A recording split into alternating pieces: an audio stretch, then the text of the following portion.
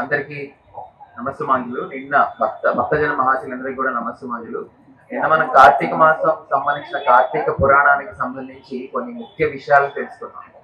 కార్తీక పురాణం మొత్తం చెప్పాలి అంటే 5 రోజుల్లో కొంత తక్కువైన మనం ఇక్కడ ముఖ్యమైనటువంటి అంశాలని స్పృశించి మనం ఏం తెలుసుకుంటే కొంత మనకి అవగాహనతో ఏవైతే ముందరికి వెళ్తామో దాంతో మన జీవితాన్ని మనం ఉద్ధరించుకుంటాం. వాటిని ముఖ్యంగా స్పృశిద్దాం. అంటే నేను సింహావలోకనం చేద్దాం వాటితో అని అనుకున్న ఉద్దేశంతో నేను అన్ని కూడా అట్లా మీకు కొంచెం అధ్యాయాల్లోంచి కూడా కొంచెంగా నేను మీకు అవన్నీ కూడా స్పృశిస్తూ వచ్చాను. అంటే ఇప్పుడు నేను చెప్పే ఇటువంటి ఏదైతే ఉందో ఉపాఖ్యానం ఇదంతా ఇది మన బయట దొరికే బుక్కుల్లో కాకుండా మనకి కార్తీక పురాణం గురించి స్కాంద పురాణంలో, బ్రహ్మ పురాణంలో, పద్మ పురాణంలో, బ్రహ్మ వైవర్త పురాణంలో వీటన్నిటిలోనూ ఉంది. అంటే ఒక్కొక్క పురాణంలో దీని మహత్యాన్ని వ్యాసుడు ఇంకా ఎక్కువగా చెప్పారు. కాబట్టి వాటన్నిటిని కూడా స్పృశించి ముఖ్యమైన అంశాలని కూడా నేను తీసుకుని మనకి ఏవో అవసరమో అంతవరకే నేను మీకు చెప్పదలుచుకున్నాను. అందుకని నిన్నటి రోజున నేను ముఖ్యంగా సింహావలోకనం చేశాను. దీపం గురించి కానీ, దానం గురించి కానీ, జ్ఞానం గురించి కానీ వీటన్నిటి గురించి కూడా ముఖ్యంగా నేను చేసినటువంటి సింహావలోకనం దాని గురించి. ఇప్పుడు ఇవాళ ఇంకొంచెం మనం లోపలికి వెళ్తే ఈ కార్తీక దీపదాన మహత్యం గురించి ఇంకొంచెం మనం ముందరికి ఈ అధ్యాయం నిన్న చెప్పాలి అనుకుంటే ఒక 4-5 అధ్యాయాలు మనకి ఒక లెక్క చెప్పాలి అంటే మొత్తం 30 అధ్యాయాల కార్తీక పురాణంలో ఒక 4-5 అధ్యాయాలు నిన్న మనం మొత్తంగా చూసాం.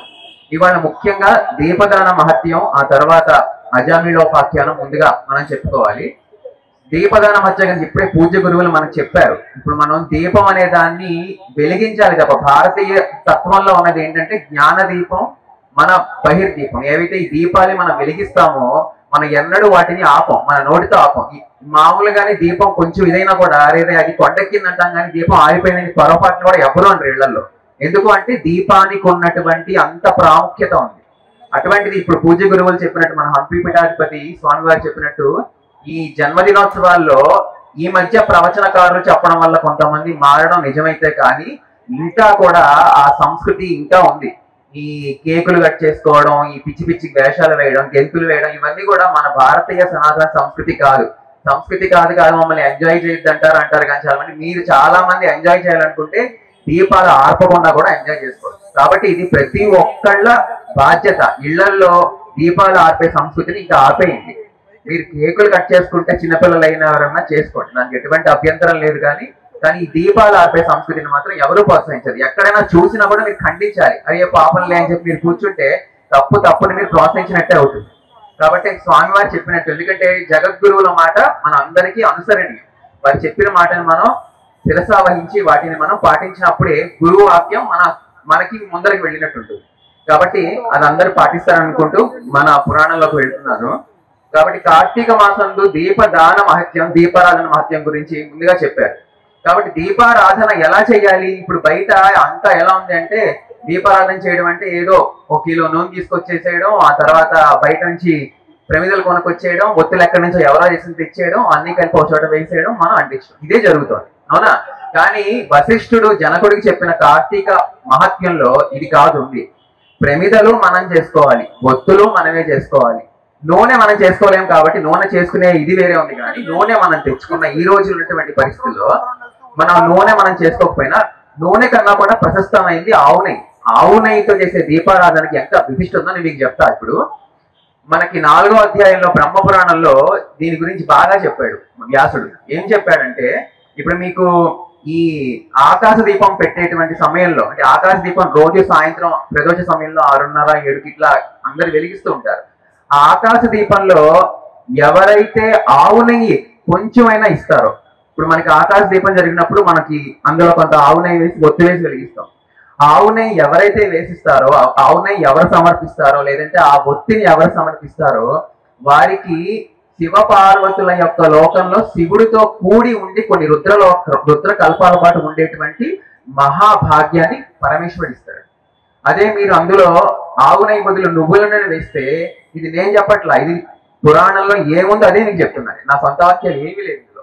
కాబట్టి అందులో కొంచెం నువ్వుల నూనె వేస్తే ఏమవుతుంది అంటే శ్రీకృష్ణ లోకంలో రాధాదేవితో సహి మీరు అక్కడ ఒక సహచరులాగా వాళ్ళతో పాటు ఉంటారన్నమాట. ఇంత మాత్రం పుణ్యానికి కలియుగంలో మీకు అంత గొప్ప విభూతులు వస్తాయి. కాబట్టి ఇవన్నీ మీరు అనుకోవచ్చు ఇప్పుడు ఇది చేస్తే దీనివల్ల నిజంగా వస్తారా, అది నిజంగా జరుగుతుందా అని. ఇదే కార్తీక పురాణంలో 7వ అధ్యాయంలో ఒక చోట చెప్తారు, ఎవరైతే కార్తీక మాసంలో ఈ ఆకాశ దీపం జరిగిన సమయంలో ఈ సప్తమి రోజు సాష్టాంగ దండ ప్రణామం చేస్తారు. దండ ప్రణామం అంటే ఏంటి? దండ ప్రణామం అంటే కర్రలా పడుకోవడం. కర్ర అంటే ఏంటి? దండం. అది కింద పడిపోతే ఎలా ఉంటుంది అలా పడుకుని దానికి సాష్టాంగ నమస్కారం చేయాలి. సాష్టాంగం అంటే మళ్ళీ 8 అంగాలు చేయాలి. అలా కాకుండా ఓన్లీ దండ ప్రణామం, ఇట్లా మనం పడుకుని చేసే దండ ప్రణామం. ఆ ప్రణామం చేసినా చాలు, వారి అంత్యకాలంలో స్వయంగా నందీశ్వరుడే వచ్చి శివుడి దగ్గరికి తీసుకెళ్తాడని శివుడే చెప్పినటువంటి సత్యం. ఇందులో సందేహం లేదని చెప్పాడు శివుడు. కాబట్టి ఇంత గొప్ప గొప్ప విభూతులు కేవలం మీరు ఒక దీపం వెలిగించినా, దీపంలోకి నూనె ఇచ్చినా, నెయ్యి ఇచ్చినా, ఒత్తి చేసి ఇచ్చినా, ఒత్తి కొనుక్కుని ఇచ్చినా కాదు, ఒత్తి చెయ్యాలి. అదే మీకు ఇప్పుడు చెప్పేటువంటి నెక్స్ట్ అధ్యాయంలో ఉన్నటువంటి ముఖ్యమైన విషయాలు కూడా అవే. ఒత్తి చేయాలి. మీరేంటే పత్తి తెచ్చుకుని ఒత్తిని మీరు చేతితో ఇలా నలిపి చేస్తే అది ఒత్తి అవుతుంది. మీరు ఎక్కడో మనం తెచ్చి గొప్ప ఒత్తిడి తీసుకొచ్చి అలా చేసి అక్కడ పడేసి అంటిస్తే అది ఎంతవరకు ఇస్తుంది అంటే నేను కూడా చెప్పలేను. అందుకే మనకి వశిష్ఠుడు జనకుడితో చెప్తాడనమాట ఇదే మాటని. ఎవరైతే దీపదానం చేద్దాం అనుకున్నారో, ఎవరైతే దీపారాధన చేద్దాం అనుకున్నారో కార్తీక మాసం అంతా కూడా, అలాగే ఆరాధన అప్పుడు కూడా మనం వరి పిండిని బాగా ఆడించి ఆ వరి పిండిని చాలా మెత్తగా అయిన తర్వాత దాన్ని ఒక తమలపాకు గాని, మారేడు దళం గాని, తులసి దళం గాని, లేకపోతే అమలికి అంటే మన ఉసిరికాయ దళాలు, అవి చిన్నగా ఉంటాయి కాబట్టి కుదరదు కాబట్టి వీటిలో ఏదైనా ఒక దాని మీద పెట్టి అప్పుడు దాని మీద మీరు వరిపిండిని పెట్టి దాని మీద ప్రమిదలు పెట్టి, లేదంటే వరిపిండినే ప్రమిదిగా చేసి దాంట్లో 3 ఒత్తులు వేయాలి. అంటే మీరు ఒత్తులు వేసినప్పుడు కూడా మనకి శాస్త్రం ఏం చెప్పిందంటే సాజ్యం త్రివర్తి సంయుక్తం. అంటే అజ్యం అంటే ఏంటి? అందులో ముందే నెయ్యి ఉండాలి. ఎప్పుడు కూడా దీపంలో నూనె లేకుండా, నెయ్యి లేకుండా ఒత్తులు వేయకూడదు. అది శాస్త్ర ప్రమాణం, అది శాస్త్రం చెప్పింది కూడా మనకి. అలా చేసిన దీపారాధన మనకి ఫలించదు. కాబట్టి ముందే అందులో నెయ్యి వేసుకుని అప్పుడు అందులో మీరు ఒత్తులు వేసుకుని దాన్ని దానం చేసినా, దాన్ని దామోదరుడికి అర్పణ చేసినా అది మీకు సరైన ఫలితాలను ఇస్తుంది. అర్థమైందా? కాబట్టి ఇట్లాగా మీరు ఒత్తిని మీరే చేసుకోవాలి, ప్రమిదిని మీరే చేసుకోవాలి. అలాగే మీరు కుదిరితే నూనెని మీరు తెచ్చుకోకుండా చేసుకునే ప్రక్రియలు ఉంటే మీరు చేసుకున్న అంత అవుతాం. మనకి దొరకదు కాబట్టి మనం ఆవు నెయ్యి అసలు పూర్వకాలంలో అందరి ఇళ్లలో చేసుకునేవాడు. ఇప్పుడు నెయ్యి అంటే నూనె అంటే కష్టం, కానీ నెయ్యి ఎందుకు చేసుకోలేదు? శుభ్రంగా చేసుకోగలుగుతారు అందరూ. ఆవు నెయ్యి ఈ రోజుల్లో చాలా మంది చేసుకుంటున్నారు. ఒకప్పుడు లేదేమో దాని మధ్యలో ఇప్పుడు చేసుకుంటున్నారు. కాబట్టి ఇవన్నీ కూడా మనం చెయ్యాలి. అందుకే మీరు కథల్లో చూస్తే అజామిళోపాఖ్యంలో కానీ, ముందర రాజకథలో కానీ, కార్తీక మాసంలో చూస్తే స్వామి ఒత్తి చేసిన పుణ్యం కొంతమందికి ఇస్తాడు, ప్రేమ చేసిన పుణ్యం కొంతమందికి ఇస్తాడు, నెయ్యి తెచ్చిన పుణ్యం కొంతమందికి ఇస్తాడు, అంటించిన పుణ్యం కొంతమందికి ఇస్తాడు. ఇట్లా పుణ్యాన్ని అంతా డివైడ్ చేస్తారనమాట. సో ఇదంతా కూడా మీరు అర్థం చేసుకోవాల్సింది ఏంటి అంటే మనం కష్టపడి చేసేది ఇదంతా కూడా. మనం ఏదో బయట నుంచి కొనుక్కుని వచ్చి వ్యావహారంగా ఎంతవరకు చేస్తారు మనకి ఫలితం ఇస్తున్నాయని అందరూ ఎవరికి వాళ్ళు ఆలోచించుకోవాలి. మనకి ముఖ్యంగా ఏంటంటే శాస్త్రంలో చెప్పింది కరెక్ట్ గా అర్థం చేసుకోవాలి. అంటే కరెక్ట్ గా చెప్పేవాళ్ళు దొరకాలి. చెప్పినప్పుడు అర్థం చేసుకుని చేస్తే మీకు వచ్చే ఫలితాలు కూడా అంతే బాగుంటాయి. అలాగే ఈ కార్తీక మాసంలో ఈ దీపదానం గురించి మనం చేసినప్పుడు, కార్తీక మాసంలో ముఖ్యంగా దీపదానం ఎక్కడెక్కడ చేయాలి అని చాలా మంది సంశయం కూడా ఉంటుంది. సో పురాణంలో దానికి వశిష్ఠుడు జనక మహారాజు ఇదే చెప్పాడు. కార్తీక మాసంలో దీపదానం కానీ దీపారాధన ఎక్కడ చేయాలి? శివుడి యొక్క 2 వాకిలికి 2 అటు ఇటు, కుడి పక్క ఎడం పక్క చేయొచ్చు శివుడి గుళ్ళో. శివుడి గుళ్ళో కుదరలేదు, ఎక్కడ చేయొచ్చు? తర్వాత మనం విష్ణుమూర్తికి గుళ్ళో చేయొచ్చు. అక్కడ గుళ్ళోపల మమ్మల్ని పెట్టుకోనివ్వట్లేదు అంటే ధ్వజస్తంభం దగ్గర పెట్టచ్చు.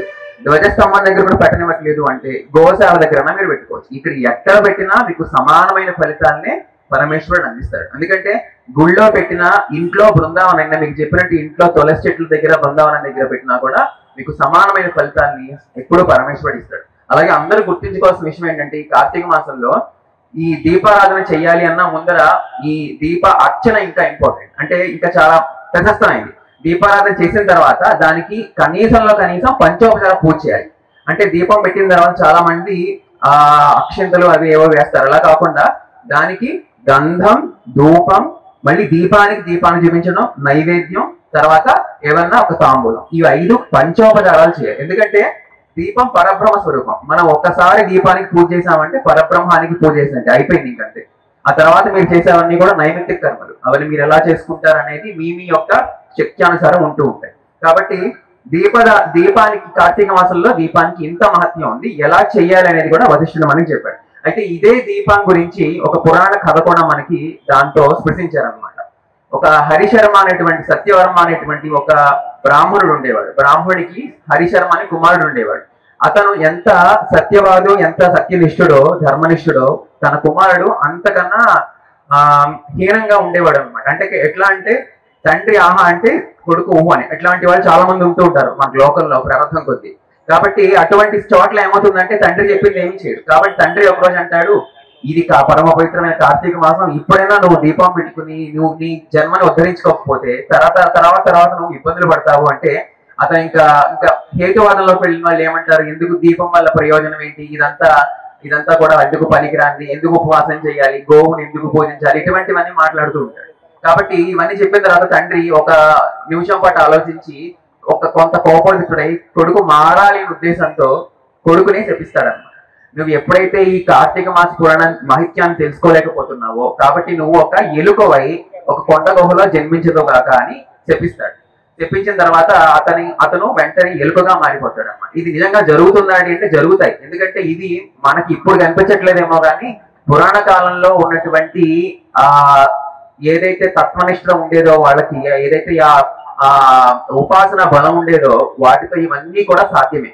అంతెందుకు మీకు నిజంగా ఇప్పుడు దేవతలు వస్తారా, నిజంగా దేవుళ్ళు ఉంటారా అంటే మీకు ఈ మధ్యలోనే యూట్యూబ్ లో ఒక యోగిక్ సైంటిస్ట్ చెప్పిన ఇంటర్వ్యూ చూడండి, తర్వాత లింక్ పెడతాను అందరికీ నేను.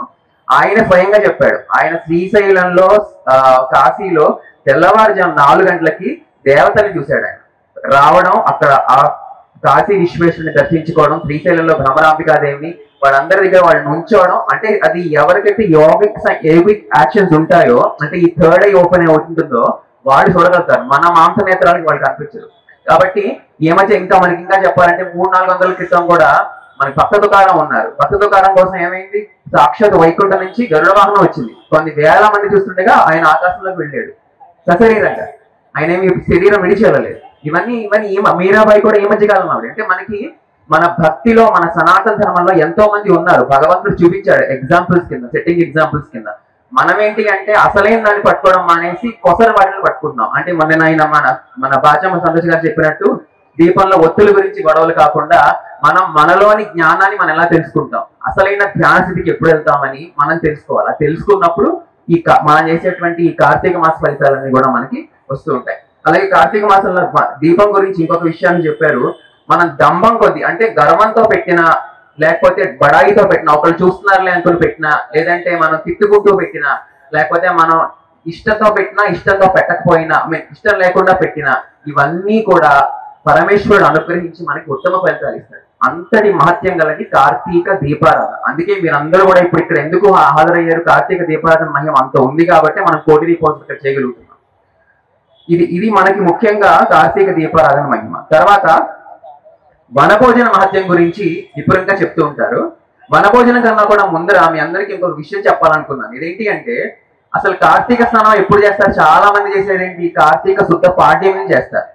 కాదు, కార్తీక స్నానం నిజంగా చేయాలి అనుకుంటే ఎప్పుడు చేయాలి అంటే ఆశ్వీజ శుక్లపక్ష పౌర్ణమి రోజు మొదలుపెట్టి కార్తీక పౌర్ణమి వరకు చేసే 30 రోజుల స్నానమే అసలైన కార్తీక స్నానం. ఇది చాలా మందికి తెలియదు.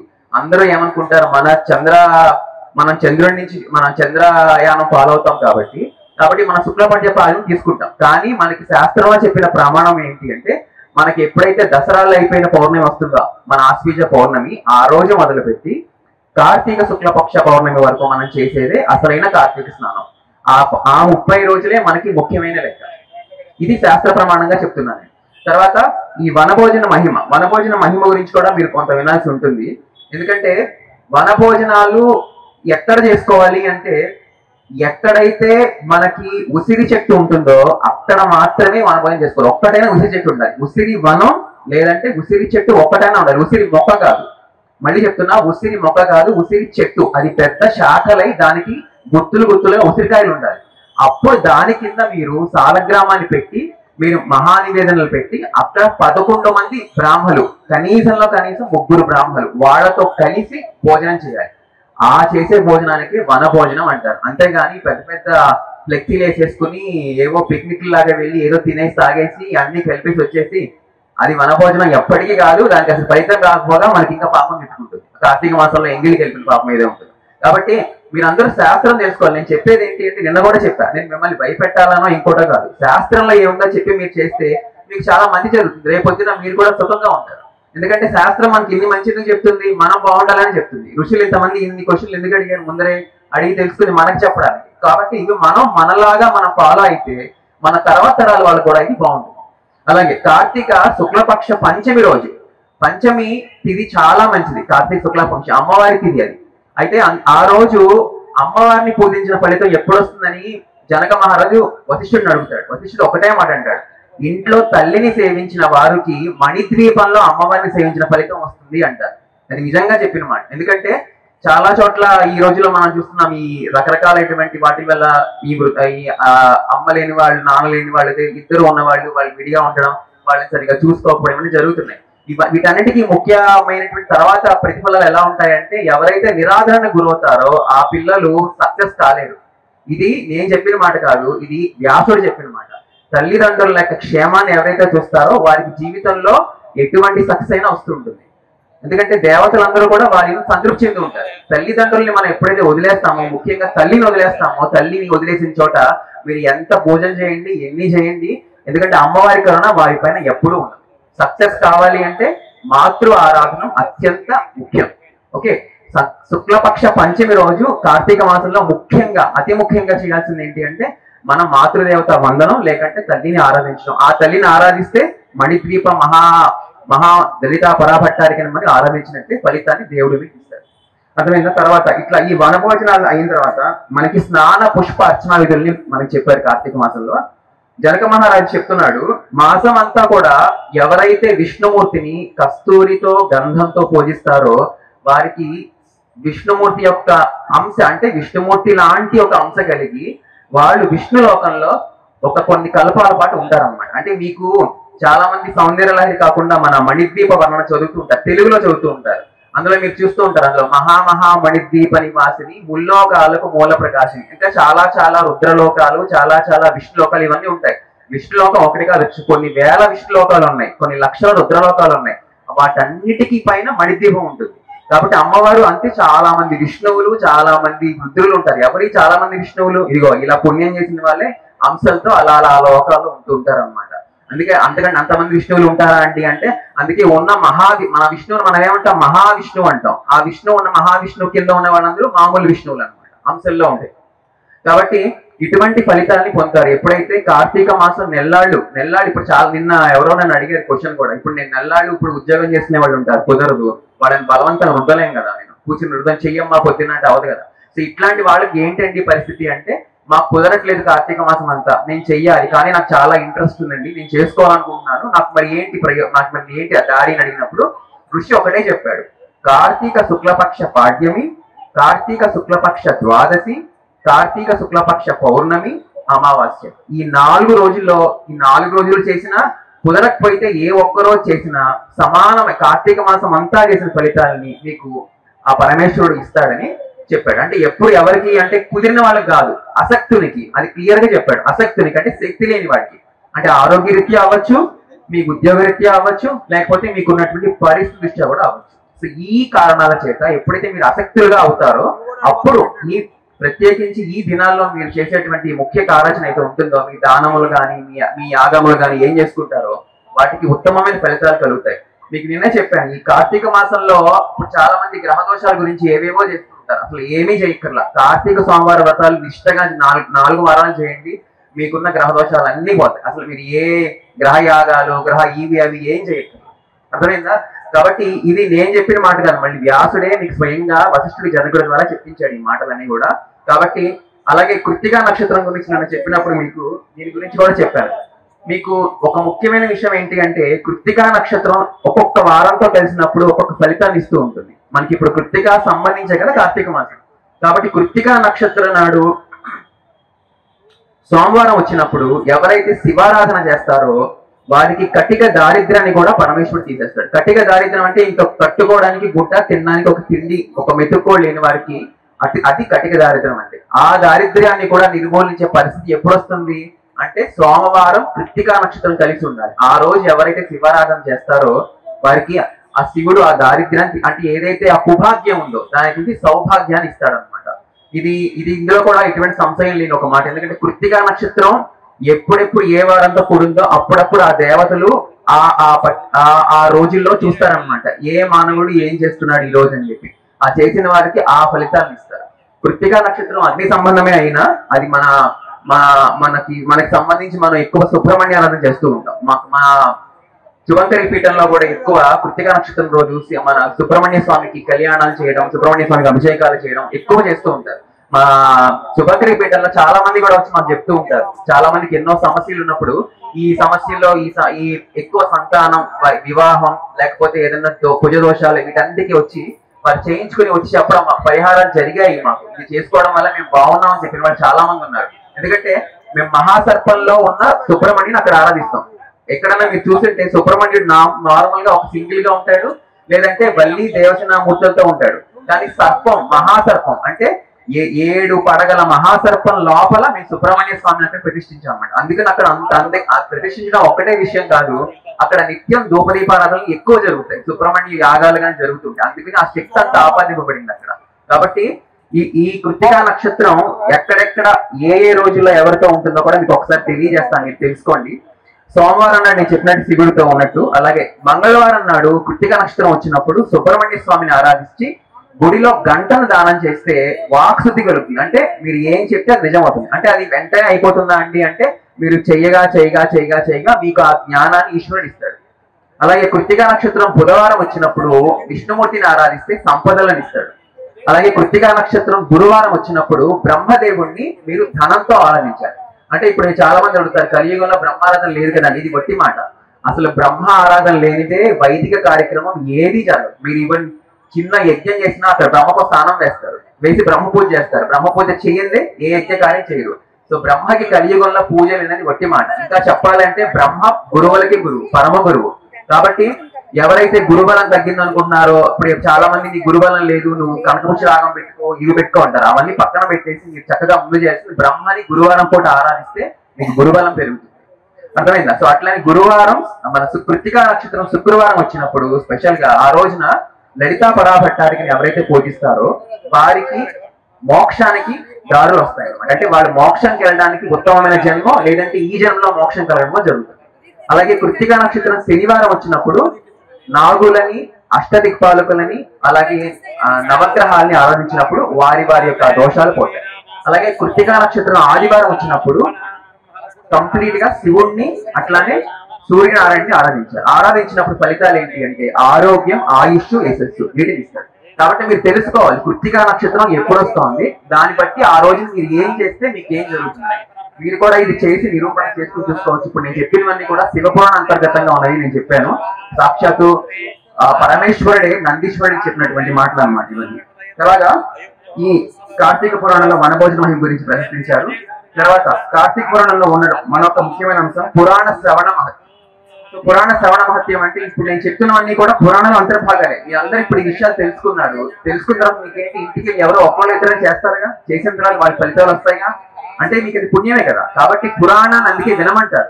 పురాణంలో ఏం చెప్తారంటే మనకి స్మృతులు, తర్వాత ఉపనిషత్తులు, తర్వాత పురాణాలు. స్మృతులు వాటిలో చెప్పింది డీటెయిల్ గా చెప్పని పురాణాల్లో వ్యాసుడు మనకి కథల రూపంలో బాగా ఎక్స్టెండ్ చేసి వివరించి చెప్పారు. దానివల్ల ఏమవుతుందంటే మీరు ఇప్పుడు ఒక కథ రూపంలో ఎవరికైనా, ఇప్పుడు నేను ఒక శ్లోక రూపంలో చెప్పాను అనుకోండి, ఏం చెప్పారండి మీరు, నాకేం అర్థం కాలేదంట, అంతే కదా. కాబట్టి ఆ శ్లోకానికి అర్థం చెప్తే కొంతవరకు అర్థం అవుతుంది మీకు. అంతేకాకుండా ఒక కథ రూపంలో చెప్పాను అనుకోండి, మీ మనసులో నాటుకుంటుంది. ఆ మనసులో నాటుకోవడం కోసమే ఈ పురాణాల్లో ఈ రకరకాల కథల ద్వారా మనకి వ్యాసుడు ఈ ఇంత పెద్దటి ఈ అష్టాదశ పురాణాన్ని మన ముందు పెట్టి వివరించాడు. ఫలానా రోజు చేసుకుంటే జరుగుతుంది, జరిగింది, ఎప్పుడు ఇంతకుముందు జరిగిందా, అది ఒక కథ దానికి వివరించడం. అంటే ఈ కథలు నిజంగా జరగలేదంటే జరిగాయి. వాటిని కూడా ఆయన యొక్క దివ్య దృష్టితో ఆలోచించి మనకి పురాణాల్లో పెట్టి మనకి కొంచెం బాగా అర్థమవడం కోసం చెప్పారు. అలాగే పురాణ శ్రవణ మహత్యం అందుకని కూడా చెప్తారు. పురాణాల్లో కథలు వింటాం, కథ వింటే పుణ్యం వస్తుందా అండి అనుకుంటారు అందరూ. ఖచ్చితంగా వస్తుంది, 100% వస్తుంది. ఎందుకు అంటే ఇది ఋషివాక్కు. ఈ ఋషివాక్కు ఎందుకు వచ్చింది, ఇది సాక్షాత్తు పరమేశ్వరుడు చెప్పాడు.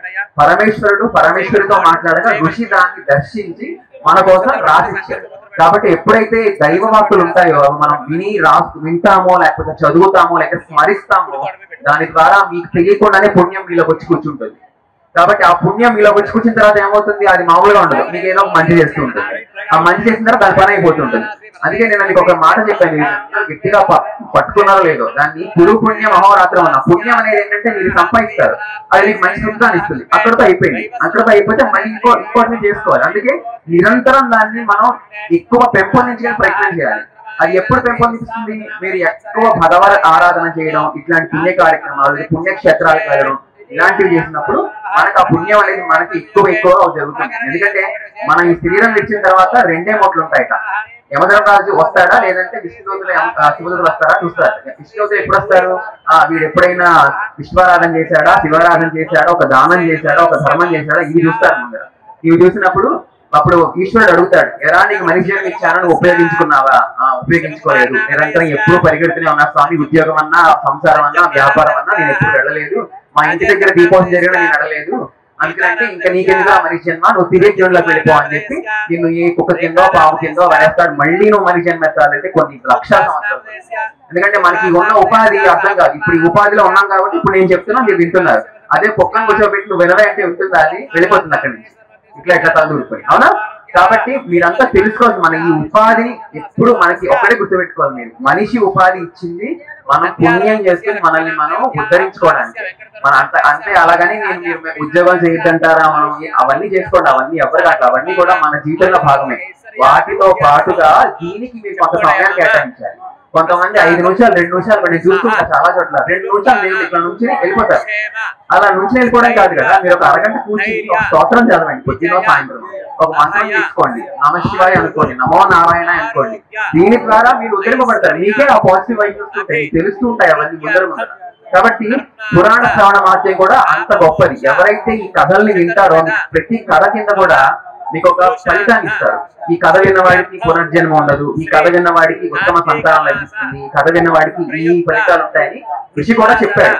సిద్ధం చేయండి అన్నప్పుడు ఎప్పుడైనా ఏదైనా ఒక కార్యక్రమం జరగాలి అంటే, ముందు దైవారాధన చేయాలి అంటే ముందు అక్కడ మనం శుభ్రంగా స్థలాన్ని అలకాలి. అలకకుండా ఏ పూజ పనికిరాదు. మీరు ఎంతైనా ఇంట్లో మేము డెట్టాలు వేసాము, డోమెక్స్ వేసాము అంటే కుదరదు. మీరు అక్కడ కొంచెం పసుమేనితో అలికి చేసుకునే పూజలోనే దేవతా ఆహ్వానం జరుగుతుంది. ఇంకా చెప్పాలి అంటే గోమయం, గోమూత్రం, ఈ రెండింటితో ఎక్కడైతే పెద్ద పెద్ద పూజలు అట్లీస్ట్ మేము పూజ చేసినప్పుడైనా అక్కడ మీరు అలకాలి. అప్పుడే దేవతా ఆహ్వానం జరుగుతుంది. అంతేగాని అక్కడ వెంట్రుకలు ఉన్నా ఏమైనా చిన్న చిన్న అవి ఉన్నా కూడా అక్కడ దేవతలు రారు. మనం చేసే పూజలు కూడా అంతే శ్రద్ధగా ఉండాలి. అది శ్రద్ధకి ముందు తార్కాణం అనమాట. కాబట్టి అప్పుడు విశ్వామిత్రుడు వచ్చే ముందరే వారి యొక్క గురువు యొక్క ఆగమనానికి ముందే శిష్యులందరూ కూడా ఆ యొక్క స్థలాన్ని శుభ్రంగా గోమయంతో అలికి ముగ్గులు పెట్టి అక్కడ ఒక సాలగ్రామాన్ని స్థాపించి స్వామివారిని కూర్చోబెట్టి పూజ చేసి అప్పుడు చెప్పమంటారు. అప్పుడు ఈ యొక్క కార్తీక పురాణ ప్రతిష్టాన్ని మొత్తాన్ని విశ్వామిత్రుడు చెప్తూ ఉంటే ఇది వింటూ ఏం చేస్తాడంటే, ఇప్పుడు ఎవరైతే శాపగ్రస్తుడు ఉన్నాడో ఆ ఎలకగా మారిపోయిన అతను అక్కడ అంటే అప్పట్లో అందులో వాళ్ళు ఏం చేస్తారంటే ఆ ప్రమిదల్లో ఆవునెయ్యి వేస్తారు. అంటే ఎలకకు ఆకలి ఎక్కువ ఉంటుంది కదా, ఆవునెయ్యి వాసనకి ఏదో పదార్థం ఉంది నాకు, నేను తిందాం అనే ఉద్దేశంతో అది బయటికి వచ్చి ఎక్కడైతే ఆ ప్రమిద ఉందో ఆ ప్రమిద లోపలికి వస్తుంది, మూతి పెడుతుంది. మూతి పెట్టినప్పుడు అప్పటికే ఆ ఒత్తి లోపలికి ఉంటుంది. ఒత్తి లోపలికి ఉన్నది ఏం చేస్తుంది, ఎలక మూతి పెట్టడం వల్ల ఇలా పైకి ఎగదొస్తుంది అనమాట. అంటే అప్పుడు ఎగదొచ్చినప్పుడు ఆ వెలుతురు ఇంకొంచెం పెద్దగా అవుతుంది. పెద్దగా అవడం వల్ల ఎప్పుడైతే కార్తీక మాసంలో నిధనం అయిపోతున్న దీపాన్ని మనం వెలిగించి పెద్దగా ఎగదోస్తామో దానికి ఉత్తరోత్తర జన్మలో జ్ఞానం వస్తుంది అనమాట. మనకి పూర్వజన్మ జ్ఞానం వస్తుంది, అది ప్రతిఫలం. దాన్ని భగవంతుడు వెంటనే ఆ ఎలుకిస్తాడు. అప్పుడు ఆ ఎలుక దాని శరీరాన్ని వదిలి ఇంతకుముందు ఏదైతే హరిశర్మ శరీరం ఉందో దాన్ని తీసుకుంటుంది. అప్పుడు ఈ విషయాన్నంతా చూసినటువంటి శిష్యులు విశ్వామిత్రుడు అడుగుతారు, మహర్షి ఏమిటి విచిత్రం అని అడిగితే అప్పుడు ఆయన చెప్తాడు, ఇదే శిష్యులారా కార్తీక మాసం యొక్క మహత్యము. దీపం మనం పెట్టినా పెట్టకపోయినా, ఒకరు పెట్టిన దీపానికి మనం ఎగదోసిన, అదే ఆరిపోతున్న అది కొండెక్కుతున్న దీపాన్ని మనం కొంచెం ఇది చేసిన, అది వెలిగించిన, లేదంటే దాంట్లో నూనె పోసిన, నెయ్యి పోసిన, ఆ దీపారాధన ఫలితాన్ని నీకు కూడా భగవంతుడు ఇస్తాడు అని ఆ దీపారాధన మహత్య అని చెప్పడం కోసం ఈ యొక్క కథను ఉద్దేశించి చెప్తారు. ఇటువంటిది ఇంకొక కథ కూడా ఉంటుంది మనకి. కాశీ నగరంలో ఒక బ్రాహ్మణుడు ఉంటాడు. చాలా నిష్ఠతో ప్రతిరోజు పొద్దునే గంగా తీరానికి వెళ్ళడం, అక్కడ స్నానం చేయడం, అక్కడ తర్పణాలు వదలడం, అట్లానే ఆ తర్వాత కార్తీక దామోదర పూజ చేసుకోవడం, అట్లానే పరమేశ్వరుని ధ్యానించడం, ఆ తర్వాత ఇవన్నీ చేస్తూ ఉంటాడు. ఒకరోజు కార్తీక పౌర్ణమి వస్తుంది. వచ్చినప్పుడు అతను దీపమాలికలు పెడతాడు. దీపమాలికలు అంటే వరుసగా శివాకారంలో కానీ, జ్వాలాకారంలో కానీ, లేకపోతే రకరకాల ఆకారంలో కార్తీక మాసంలో దీపాల వరుసలు పెడతారు. ఆ వరుసలు పెట్టినప్పుడు ఏమవుతుందంటే దాన్ని చూసి ఆనందించింది, మన మనసు ఆనందించింది అనుకోండి, అబ్బా ఎంత బాగుంది ఈ వరుస అని అనుకున్నాం అనుకోండి, దానికి ఒక పుణ్యం మన ఖాతాలో వేస్తాడు. వీడు నన్ను చూసి సంతోషించాడరా, వీడికి విష్ణులోకం ఇస్తానని విష్ణు అనుకుంటాడట. అలాగా అతను చూసేది ప్రతి సంవత్సరం చేస్తాడు, ఆనందిద్దాం అనుకుని అతను అలాన్ని అరేంజ్ చేసి పెట్టుకుంటాడు. పెట్టుకున్న తర్వాత ఒక దీపాన్ని వెలిగించి అక్కడ పెట్టుకుని తను పూజకి వెళ్తాడు. వెళ్ళిన తర్వాత ఈ లోపలనే ఒక ఎలక ఇటువంటి ఒక ఎలక వస్తుంది అనమాట. అదేం చేస్తుంది, ఆ దీపాన్ని పట్టుకుని పరిగెడుతుంది. అక్కడ ఏమవుతుందంటే పరిగెట్టినప్పుడు వరుసగా పెట్టిన దీపాలను పట్టుకుని ఇలాగ పరిగెట్టినప్పుడు ఆ వరుసలో ఎన్ని దీపాలు ఉన్నాయో అన్ని దీపాలు వెలిగిపోతాయి. వెలిగిపోయినప్పుడు అలా ఎంతైతే ఉందో, అంటే ఇది ఒక యాదృచ్ఛికంగా జరిగినా లేకపోతే భగవత్ సంకల్పంగా జరిగినా ఇది జరుగుతుంది. జరిగినప్పుడు ఎలక ఉపాధిలో ఉన్నటువంటి మనిషి ఎవరైతే ఉన్నాడో, ఒక పూర్వజన్మలో శాపగ్రస్తుడై అతను బయటికి వస్తాడనమాట. సో బయటికి వచ్చి అతను చెప్తాడు, ఇట్లా ఏం జరిగింది బాబు, నువ్వు ఎలక నుంచి మనిషి రావడం ఏంటి, ఏం జరిగింది అంటే అప్పుడు చెప్తాడు, నేను పూర్వజన్మలో ఒక బ్రాహ్మణ దంపతులకు పుట్టాను, ఎన్నడూ సంధ్యావందనం చేయలేదు, ఎన్నడూ ఏ పూజ చేయలేదు, పైగా వాటిని నిందించాను. దాని ఫలితమే నన్ను ఎలకగా కొన్ని వేల సంవత్సరాలుగా నేను ఈ గుహలో ఉంటున్నాను. ఈ రోజు మీ పుణ్యం వల్ల నేను దాన్ని పట్టుకుని పరిగెత్తడం వల్ల, శివుడి చుట్టూ ప్రదక్షిణ చేయడం వల్ల, కంగారు వల్ల ఈ ఫలితాలు నాకు వచ్చాయి అని చెప్తాడనమాట. కాబట్టి మీరు ఆలోచించండి, తెలియకుండానే ఎలకగా ఉన్నటువంటి ఒక ఉపాధిలో ఒక దీపాన్ని పెడితేనే ఇంత ఫలితం ఉంది అంటే, తెలిసి మనిషిగా మనం ఉండి నారాయణ స్మరణతో శివస్మరణతో దీపాలు మనం చేసి మనం పెడితే మన గతులు మన ఉత్తమ జన్మలు ఎంత బాగుంటాయో ఒక్కొక్కరు ఆలోచించండి. అది అంత విశిష్టత ఉంది కార్తీక దీపానికి కానీ, కార్తీక దానానికి కానీ, దీప ఆరాధనకి కానీ. కాబట్టి అందరూ కూడా ఇది తెలుసుకుని ముందర వీటి గురించి ఇంకొంచెం మీరు కూడా వీటిని అంతా శ్రద్ధగా ఆచరిస్తారని అనుకుంటున్నాను. తర్వాత రేపు మనం అజామిలో పాఠ్యం నుంచి తెలుసుకుందాము. ఇవాటికి స్వస్తి. అద్భుతమైనటువంటి కార్తీక పురాణము గురించి మనమందరము కూడా బ్రహ్మశ్రీ బొమ్మలూరి కార్తికేయ శర్మ గారి యొక్క అమృత వాక్యములతో విన్నాము, తెలుసుకున్నాము, ఎంతో కొంత పుణ్యాన్ని సంపాదించాము. కాబట్టి గట్టిగా ఒకసారి చప్పట్లతో వారిని అభినందించాలి. రేపు కూడా అజామేళ ఉపాఖ్యానం చాలా విశేషమైనటువంటిది కార్తీక పురాణములో. ఆ యొక్క అజామేళుడు ఏ విధముగా శివుని యొక్క అనుగ్రహానికి పాత్రుడయ్యారో దాంట్లో ఉంటుంది. ఆ ఉపాఖ్యానము శనివారము పూట సంకష్టహార చవితి. రేపు సంకష్టహార చవితి చాలా విశేషమైనటువంటి రోజు. అటువంటి రోజున వారి యొక్క ఉపాఖ్యానము వినటము, ఈ వేదిక పైన సుబ్రహ్మణ్య కళ్యాణము జరగటము, ఆ కళ్యాణములో మీరందరూ కూడా పాల్గొనటము నిజంగా మీ యొక్క పూర్వజన్మ సుకృతము. అద్భుతమైనటువంటి ప్రవచనాన్ని, కార్తీక పురాణ ప్రవచనాన్ని మా అందరికీ అందించినందుకు గాను శ్రీ శుభంకరి దేవస్థానం తరఫున SVC infra developers Shri Aleti Srinivas గారు కార్తీక్ శర్మ గారికి పూలమాలతో సత్కారం చేస్తున్నారు. అందరూ గట్టిగా చప్పట్లు కొట్టండి.